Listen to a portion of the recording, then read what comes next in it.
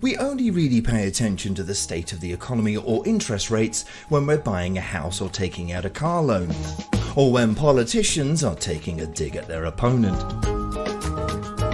So how can we make the current downward trend into an upward spike for our businesses? Is it possible to make a dollar magically worth more than a dollar? Well, apparently alchemy is not as elusive as one may have thought. You just need to start selling your services or products in another country. Hi Hyde and hi Brent. Hello. Money, Howdy. money, money. Money, money, money, the root of all evil. Supply chains and slowly rising costs are something we can't ignore. What advice are you handing out to your clients? Well, I think we've covered that forecasting more than 2 months out is a little crackers at this point. See podcast 43. And that was certainly true about logistics, but it must be monumentally true about finances.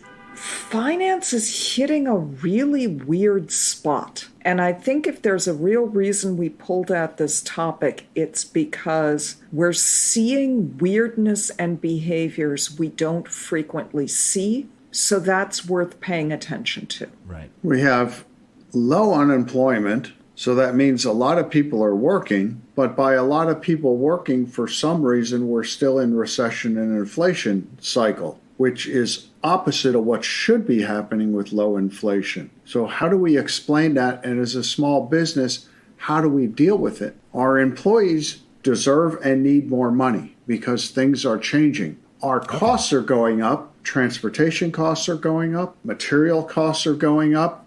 Yet we're stuck and bound to contracts that were written prior to this that will only allow us to raise our rate 1% to 2% each year. So we have some long-term 5, 7, 10-year contracts, which if inflation continues the way it's continuing, those contracts are not going to give us a whole lot of anything other than being able to employ people. Yeah.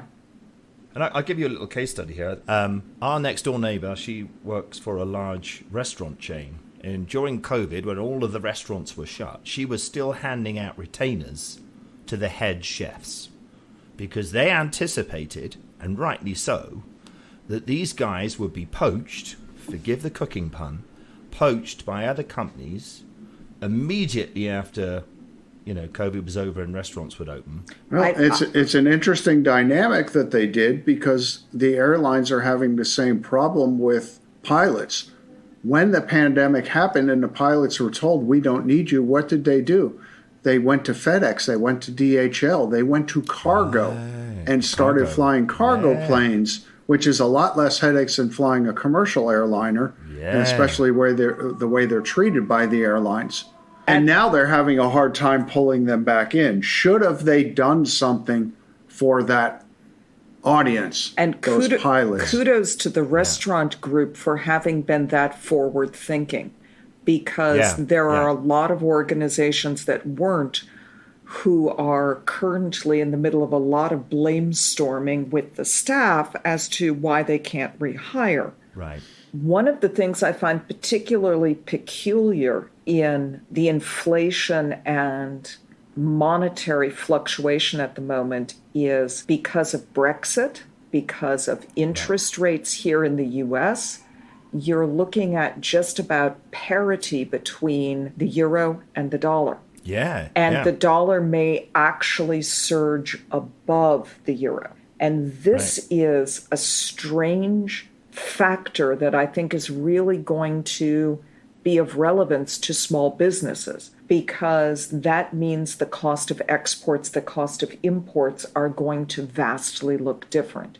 In a balanced economy, the euro should be approximately 20% more expensive than the dollar. That means that exports from Europe are suddenly, in air quotes, on sale. But it's going to make it harder if anything you produce travels out of our country in the other direction. Right. Yeah. Every time I use an editor from the UK, it costs me more money. Yep. But I get the advantage of them working while I'm asleep.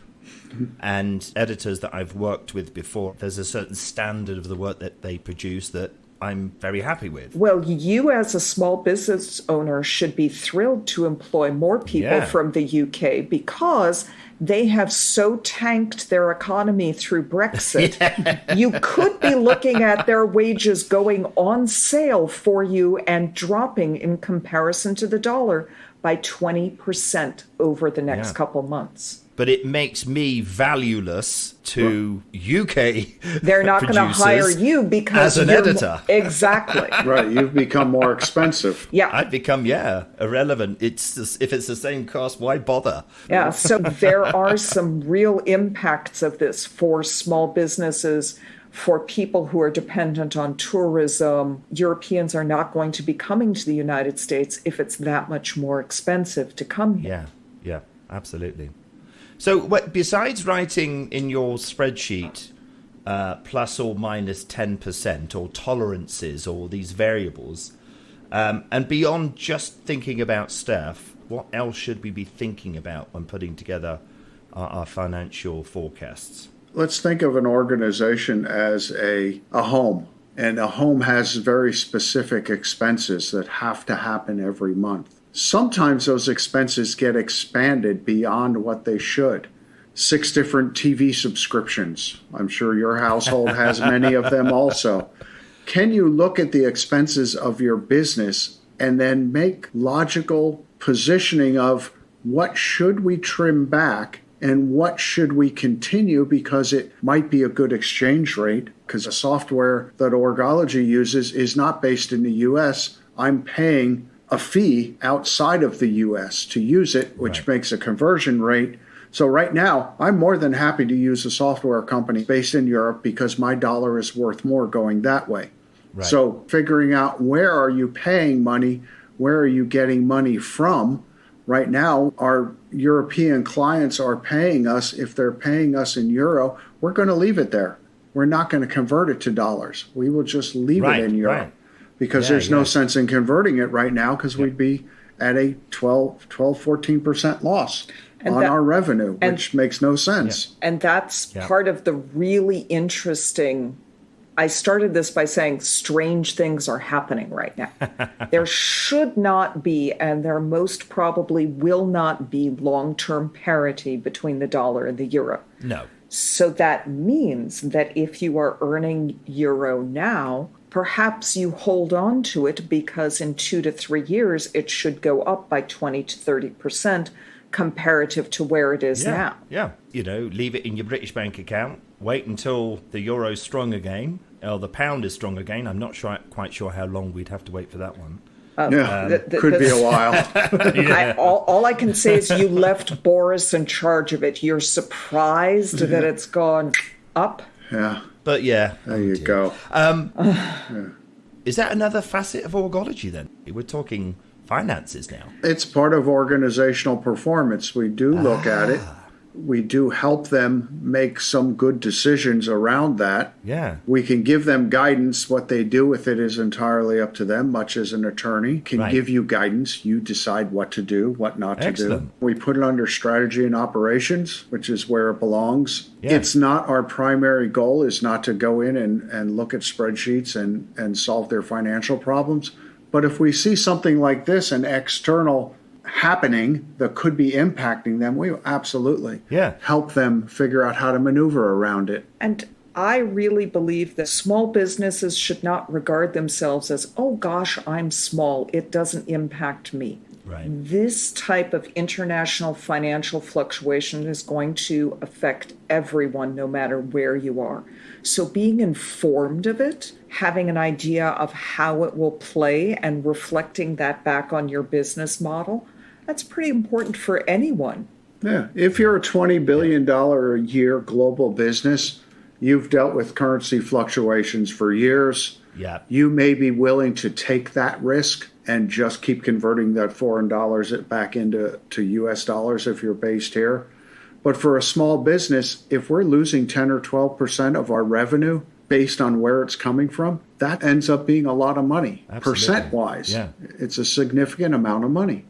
We've spoken about the cost, but considering the retail value of our services or our products, and thinking about Org-ology, what are you guys doing in terms of, your costings over the next sort of up and coming months or years? Well, strangely, we look at our costing model every year. Our fiscal year for the corporation is January to December 31st. We are now looking at it mid-year because things have changed so much in the first 6 months. Maybe we need to adjust our costing model now and maybe at the end of year. So we may have to bump it up just to keep up with the inflation and the cost of doing business. Same thing as you'll probably be doing is looking at, what am I charging my clients? Yeah. Am I paying 40% more for fuel to get to their site to do their work? Should I charge them more? Yeah. And the answer is probably yes. Otherwise, you're cutting into your profit. Air travel's gone up. Yeah. Yeah, absolutely. Thank you very, very much, Heidi and Brent. So, Heidi, as per normal, what are we looking forward to next week? Are we asking the right questions? But on what subject? That's the question. To be or not to be, that is the question. There you go. All right. Excellent. Thanks so much. All right, talk to you soon. See you next week.